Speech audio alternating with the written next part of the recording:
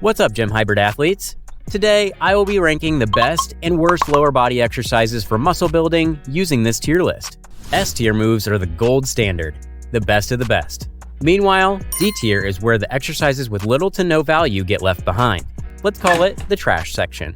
I will rank these exercises based on 3 key factors: muscle activation, progressive overload, and the overall feel of the movement in terms of technique and stretch. A well-rounded lower body workout focuses mainly on the quads, hamstrings, glutes, and calves. Each of these muscle groups has its own unique areas to target, but let's be real, you probably don't have hours to isolate every single part during a single session. That's where this ranking system becomes crucial. The goal is to spotlight the most effective exercises for maximum muscle engagement and efficiency. Keep in mind that this is a lower body workout, not a dedicated quad or hamstring only session. S-tier exercises are the ones that deliver the best bang for your buck, effectively targeting the entire muscle group, or at least a significant portion of it. Let's kick things off with the largest muscle group in our legs, which is the quads. They have 4 heads: the vastus medialis, vastus intermedius, vastus lateralis, and the rectus femoris. With today's exercise selection, the goal is to target all of these heads. With that said, let's kick things off with a well-known group of exercises, the squat. First up, we have the traditional barbell back squat. There are 2 main variations: placing the bar in the upper trap zone or on your rear delts. What's the difference? When you position the bar over your traps, your body stays more upright, targeting the quads more effectively. On the other hand, placing the bar over your delts causes your body to lean forward, activating your glutes and hamstrings as well. Since we're focusing on quad activation, we'll place the first variation in the S tier category and the second one in the A tier. How about the barbell front squat? This exercise achieves more muscle activation than the back squat thanks to the body's positioning. However, beginners might find it challenging to master the correct form. Many people don't realize that there are 3 different grip variations: the 2-finger grip, the cross-arm grip, and the strap grip. Choose the grip that works best for you. The muscle activation will be the same. We're placing this exercise in the A tier because not everyone is comfortable with the technique it requires. Now let's move on to the hack squat. This exercise is fantastic for beginners or those with lower back injuries or pain. The machine allows you to completely focus on your quads without engaging any stabilizing muscles like you would in a barbell squat. Recent studies show that the hack squat achieves the same muscle activation as the barbell squat. We are definitely placing it in the GOAT section S tier. The Smith machine, a staple in the gym rat meme community. Believe it or not, the Smith machine squat is a fantastic exercise. It offers excellent muscle activation and stability, making it beginner-friendly. Pro tip: position your legs slightly more forward for even better muscle activation. But keep this position only for the Smith machine, because if you try it with a regular barbell, you'll probably fall on your face. This exercise is definitely an S-tier move.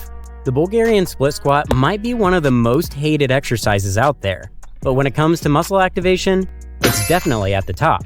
You can perform this exercise with dumbbells, a barbell, or on the Smith machine. My personal favorite is the Smith machine variation. However, all 3 variations are going straight into the S tier. Now let's turn our focus to the split squat. It's similar to the Bulgarian split squat, but doesn't quite hit the mark for quad activation. There are definitely more effective variations out there that will have your quads feeling the burn much more intensely, in my opinion. That's why we're placing it in the B section. However, if you still decide to do it, I recommend placing a weight plate in front of your leading foot or using an elevated surface. This adjustment can significantly enhance muscle activation. Dumbbell squats are a fantastic option for beginners, but for more advanced athletes, well, they are not the best option. As you progress, achieving progressive overload becomes more challenging.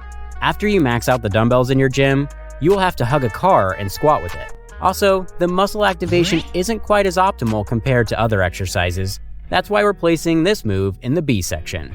Can you build massive quads with bodyweight exercises? Let's find out. Jumping squats are great for burning calories, but when it comes to muscle building and hypertrophy, they definitely fall short. They're getting a hard D rating from me. Next on the bodyweight list, we have the pistol squat. If your goal is to impress a random stranger at a party, you'll definitely turn heads with this challenging move. However, if you're aiming to build huge quads, it may not be the most effective exercise. For muscle growth, it's going in the C tier. How about bodyweight squats? They're undoubtedly one of the best moves out there for beginners. However, if you're serious about building substantial quad muscles, this exercise alone won't suffice. It's going in the C section for muscle development. You can't expect to build skyscrapers with Lego blocks, right? Sissy squats. A name that's as quirky as the exercise itself. These bad boys offer a deep stretch for your muscles, which is great for flexibility and mobility. However, when it comes to building serious muscle and achieving progressive overload, they fall a bit short. Plus, let's be real, the movement can be as awkward as a penguin trying to dance ballet. So, I'm slotting sissy squats into the B category. They're a fun addition to your leg day routine for sure, but maybe not your go-to for packing on serious quad gains. I want to share some quick tips that apply to almost every squat variation out there. If you're aiming for increased quad activation, pay attention to your leg positioning. For targeting both your quads and glutes, a wider stance can be more effective. But if you want to focus mainly on your quads, a closer leg position will be better. Now let's shift gears from squats and explore the 45-degree leg press. First off, technique is crucial here. Never extend to the full range of motion at the top of the movement. This common mistake can put you at risk for knee injuries. Make sure you note that. For muscle activation, this exercise is excellent, and achieving progressive overload is straightforward. Just don't be the guy who takes all the plates in the gym and puts 4 shipping containers, 3 tanks, and a cat for his set. I am placing this move in the A tier. The horizontal leg press, on the other hand, doesn't quite excel in muscle activation for the quads. These machines often have a limited range of motion, which is the main reason behind this assessment, earning it a spot in the C tier.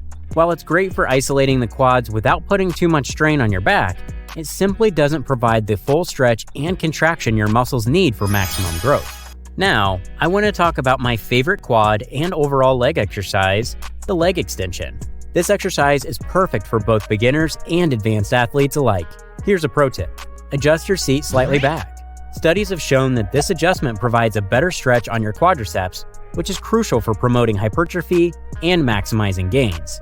By adjusting the seat, you can ensure that your quads are fully engaged throughout the entire range of motion. Additionally, incorporating advanced techniques such as drop sets and pausing at the top of the movement can further enhance your results. Drop sets involve reducing the weight after reaching muscle failure to continue pushing your muscles to their limits. Pausing at the top of the movement increases time under tension, stimulating muscle fibers more effectively. These tips not only optimize your leg extension workout, but also help achieve stronger and more defined quadriceps over time. I'm placing this exercise in the GOAT section S tier without a doubt. Deadlifts are undoubtedly a powerhouse compound movement, renowned for building overall strength and muscle. However, when it comes to targeting the quads specifically, they fall a bit short. Due to their primary emphasis on the posterior chain, like the hamstrings and glutes, deadlifts don't provide as much direct activation for the quads. Therefore, I'm placing deadlifts in the C tier for quad activation. Bosu ball squats. Oh boy, they're like the pineapple on pizza of leg day. Sure, they might have their niche, like if you're rehabbing an injury and need to work on those stabilizing muscles, but for the rest of us, it's a head scratcher. I mean, unless you enjoy the challenge of balancing on a wobbly surface while trying to squat, there are definitely better ways to target those quads. So, I'm dropping this one straight into the D tier. Step-ups. Great for giving your glutes a little boost. But when it comes to quads, they're like getting a high five from a T-Rex. Kind of awkward and not quite hitting the mark. This exercise doesn't quite give you that deep stretch that fires up those quad muscles. So, they're landing a solid C tier spot on our list. Step-ups are good for variety, but if you're aiming to pump up those quads, you might want to step up your game elsewhere. Comment below if you agree or disagree with my ranking structure. I'm always open for debate and ready to answer any questions or concerns. Now, let's shift our focus to the next 2 muscle groups, the hamstrings and glutes. Since they work so closely together, it makes perfect sense to rank them together. Let's kick things off with the first move on our list, the barbell squat. This move is fantastic for developing strong quads and glutes. However, it's not the best for targeting the hamstrings. While it does engage the hamstrings to some extent, the focus is primarily on the quads, which means it doesn't fully activate the hamstrings like some other exercises do. That's why I'm placing the barbell squat in the C tier. Next up, we have the Bulgarian split squat. I know many of you dread this exercise, and you might be cursing me for saying this, but it's actually one of the best moves for targeting the glutes and hamstrings. Here's a pro tip to make it more comfortable and effective. Try performing it on the Smith machine. You can also adjust your stance to target different muscles. Placing your front foot further away from the bench will engage your glutes more, while bringing it closer will shift the focus to your quads. For an added challenge, step onto an elevated surface or plate with your front foot. This increases the range of motion, adding more tension to the muscles and promoting better hypertrophy without needing to go super heavy. The Bulgarian split squat is landing in the S tier. Let's dive into the world of deadlifts. There are 5 main variations of this powerful exercise, each with its unique focus. Standard deadlift. This classic move involves lifting the weight from the floor with an emphasis on the concentric phase, without much focus on the eccentric part. This variation is really good for overall strength development, but when it comes to glute and hamstring activation, it falls short compared to other exercises. I'm placing it in the C section. Stiff leg deadlift. Similar to the standard deadlift, but with the bar positioned slightly further from the shins and closer to the top of the foot. This variation puts more emphasis on the hamstrings and lower back by reducing the knee bend. It is landing in the B section. Romanian deadlift. Unlike the standard version, the Romanian deadlift begins with a focus on the eccentric or the lowering phase. You keep the barbell close to your shins throughout the movement, maximizing the stretch in your hamstrings and glutes. This makes it a level up from the previous variation, and that is why I'm placing it in the A tier. Stiff Romanian deadlift. This is a variation of the Romanian deadlift where the bar is kept away from the shins and closer to the top of the foot, similar to the stiff leg deadlift. This adjustment increases the stretch in the hamstring while minimizing knee involvement. Normally, this exercise deserves to be in the S tier compared to the previous variations. However, I will be biased here and put it in the A category simply because, in my opinion, it is a risky movement when it comes to the lower back. The sumo deadlift involves a wider stance with toes pointed slightly outward, resembling a sumo wrestler's stance. The hands grip the bar inside the legs rather than outside. This variation shifts the focus to the inner thighs, glutes, and quads, while also reducing strain on the lower back. It's especially effective for lifters with limited hip mobility or who want to target different muscle groups. When it comes to glute and hamstring activation, this variation is the worst, and it's going straight in the D tier. Alright, let's wrap up the deadlifts and shift our focus to the seated hamstring curls. While this exercise doesn't officially activate the glutes, it's one of the best moves you can do for targeting the hamstrings. Just make sure you set up the machine correctly to maximize your results and get the most out of each rep. I'm placing this exercise in the GOAT section S rank. The brother of the seated hamstring curl is the leg variation. I will keep it short for this one and put it in the S tier. I recommend every one of you add both of these moves to your leg day workouts. The muscle activation and stretch you get from this exercise is fantastic. Next on the list, we have the hyperextension. This exercise primarily targets the lower back muscles, which are responsible for extending the spine. The glutes also get a good workout, especially if you squeeze them at the top of the movement, while the hamstrings assist with hip extension throughout. However, since the glutes and hamstrings aren't the primary focus of this exercise, I'm placing it in the B tier. On the other hand, the reverse hyperextension primarily targets the glutes, especially at the top of the movement. The hamstrings are also engaged, assisting with hip extension throughout the exercise. While the lower back muscles are involved, they are typically less stressed compared to traditional hyperextensions. This makes the reverse hyperextension an excellent choice for those looking to build glute strength while minimizing strain on the spine. And that is the reason it is a level up from the previous variation, which places it in the A tier of our list. Alright, let's move on to the Nordic hamstring curl. Don't let the fact that it's a bodyweight exercise fool you. It's actually quite challenging when done with proper form. The key is to focus on controlling your movement and maintaining slow, deliberate momentum. While it might not be the most beginner-friendly exercise, it's incredibly effective for building hamstring strength, which is why I'm placing it in the A section. The glute ham raise shares similarities with the Nordic hamstring curl, but studies suggest it offers slightly better activation for the glutes and hamstrings. It places a strong emphasis on the eccentric lowering phase, making it an excellent option for building hamstring strength and reducing the risk of injury. It is landing in the S tier next to the other GOATs. Ready for another top-ranked move? Let me introduce you to the barbell glute bridge. Although this exercise is often associated with women, don't let that discourage you. It's incredibly effective for everyone, regardless of gender. Hypertrophy doesn't discriminate between men and women. Everyone can benefit from building strong glutes. To take your results to the next level, consider performing the barbell glute bridge on a Smith machine. This equipment helps you maintain perfect form throughout the movement and allows for consistent, controlled reps, which can significantly enhance your gains. By keeping your upper body stable and focused solely on driving your hips upward, you'll be able to maximize the activation of your glutes. Given its effectiveness and versatility, the Barbell Glute Bridge unquestionably deserves a spot in the S tier. The Barbell Glute Bridge and the Hip Thrust are similar exercises, but they have some differences in terms of execution and muscle activation. The Hip Thrust offers a greater range of motion since your shoulders are elevated on a bench, leading to more intense glute activation compared to the Glute Bridge. On the other hand, the Barbell Glute Bridge is performed on the floor, which limits the range of motion but still effectively targets the glutes and hamstrings.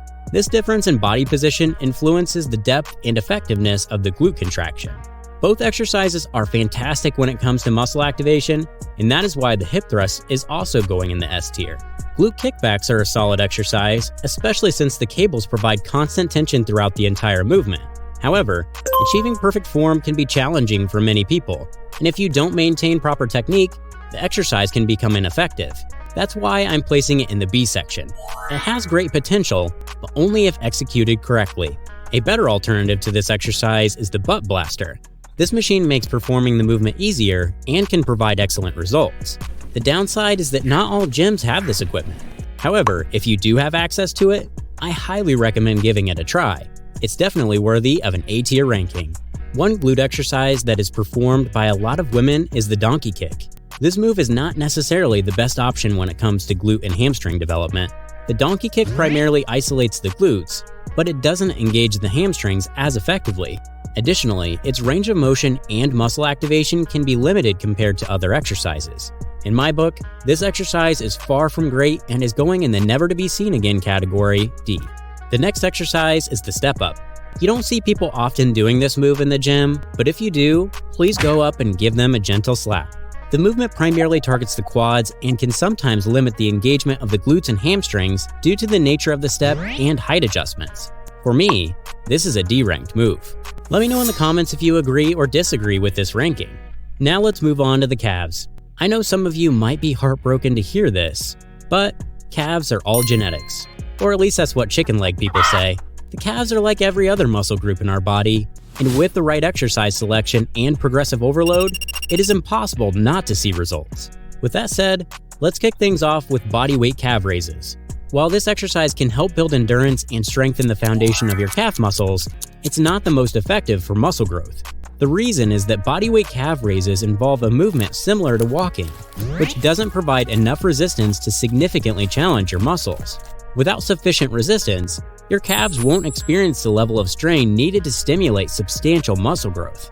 However, mastering bodyweight calf raises is still valuable for improving muscle activation, perfecting your form, and preparing your calves for more intense, weighted exercises. I'm putting them in the D section. The elevated bodyweight calf raises are a slightly better alternative because they increase the range of motion by allowing your heels to drop below the level of the step or platform. This enhanced range of motion leads to a more effective stretch and contraction of the calf muscles, in particular targeting the soleus. By elevating your feet, you engage the muscles more deeply compared to standard bodyweight calf raises, which can help improve muscle activation and overall endurance. However, while elevated bodyweight calf raises offer some improvement over regular bodyweight raises, they still lack the resistance needed for significant muscle growth. This is why we're placing them in the C tier. A level up exercise will be the one-leg elevated bodyweight calf raise, as it adds a new dimension of challenge and intensity. By performing the exercise on one leg, you significantly increase the load on each calf muscle individually, which enhances muscle activation and engages stabilizing muscles more effectively. The elevated position amplifies the range of motion, allowing for a deeper stretch and contraction of the calf muscles. This increased demand helps to build strength and endurance in each leg while also improving balance and coordination. When it comes to bodyweight variations, the one-leg elevated calf raise is definitely the top choice. However, there are even better exercises that can be performed in the gym, which we'll cover shortly, but for now, let's place this one in the B tier. To make this exercise more effective, you can hold a weighted plate or dumbbell while performing it. Adding extra weight will significantly increase the difficulty and allow you to apply progressive overload, which is crucial for muscle growth. With this adjustment, the exercise moves up to the A section. Next up, we have donkey calf raises. I might be a bit biased, but personally, I find this exercise less effective. The biomechanics are quite similar to other variations we've discussed, but I find the positioning a bit awkward and struggle to achieve a strong mind-to-muscle connection. For these reasons, I'm placing donkey calf raises in the C category. Okay, let's transition to the weightlifting world and take a look at the weighted variation of donkey calf raises. There is some controversy in the scientific community regarding this exercise. While some studies highlight its effectiveness and muscle activation, others argue that it may not be the best choice. If you are in a gym that has a specific machine designed for this exercise, it's worth incorporating it into your routine. However, if you need to set up a similar movement using a Smith machine, I would recommend skipping it due to potential setup challenges and reduced effectiveness. With that said, I'm rating the weighted donkey calf raises in the A category, but keep in mind that the availability of specialized equipment can significantly impact its overall effectiveness. One of the best calf raise exercises you can do is the standing weighted calf raise on a machine. It's easy to apply progressive overload, and the muscle activation you get from this exercise is exceptional. Without a doubt, this is an S-tier move. If you don't have access to this equipment at your gym, you can easily perform the exercise on a Smith machine. Just make sure to use an elevated surface to maximize the stretch and muscle activation. While this variation is still effective, I place it one level below the machine version because I personally feel a difference in the results. Therefore, it lands in the A category. The seated calf raises are a fantastic way to grow your calves because they specifically target the soleus muscle, which is crucial for calf development. Unlike standing calf raises that focus on the gastrocnemius, the seated position isolates the soleus by reducing knee involvement. This results in increased muscle activation, better endurance, and a more balanced calf development. Adding seated calf raises to your routine complements standing variation and promotes overall calf growth. It is landing in the GOAT section S tier. Next up is biking. For a pro tip, place the ball of your foot on the pedal to engage your calves more effectively as you push down. This exercise is going in the B category. Another cardio-based exercise that can aid in calf development is the Stairmaster. For maximum calf activation, be sure to walk on your toes. This one is also landing in the B tier. The toe farmer walk is not my favorite exercise for developing well-defined calves because it often lacks the intensity and targeted muscle engagement needed for significant growth.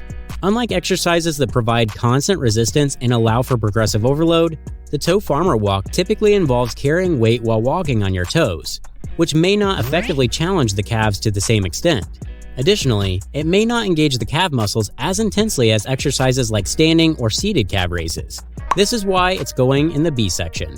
Leg press calf raises are effective for calf development because they allow for heavy loading. However, they might not be the best option for everyone due to their limited range of motion and less functional movement compared to other exercises. The horizontal leg press calf raise involves pushing a flat platform away from you, focusing on the calves in a straightforward position. In contrast, the 45-degree leg press features an angled platform that allows for a greater range of motion, providing a deeper stretch and more targeted muscle activation. That is why we are placing the horizontal variation in the B tier and the 45-degree one in the A tier. Now that you know the best and worst exercises for your lower body workout, you might be wondering, should I only include the S tier moves in my routine? Actually, you can mix in some of the A tier ones as well. These exercises are comparable in terms of muscle activation, progressive overload potential, and overall effectiveness, offering a great balance of proper technique and optimal muscle stretch. The other question you might have is how many exercises you should include in your program. I recommend selecting anywhere from 1 to 3 per muscle group. Let me know in the comments if you have any questions, and I'll do my best to respond as fast as possible. If you want to learn which are the best and worst push-pull exercises, make sure to watch the next videos.